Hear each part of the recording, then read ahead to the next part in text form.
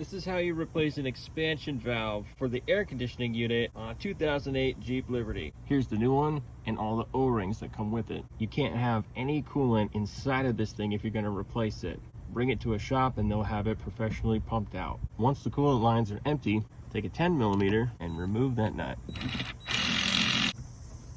Now we can go ahead and pull these off. Remove these bolts with an Allen key. There we go.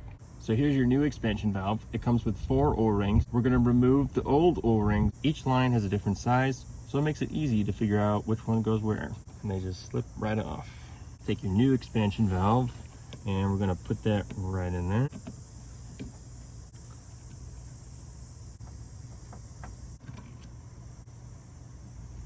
You want these screws to be comfortably tight. You don't want to over tighten them. The kit comes with a new screw. It doesn't have a head on it, so we're just going to manually turn that thing on there. Now I can slip this part in.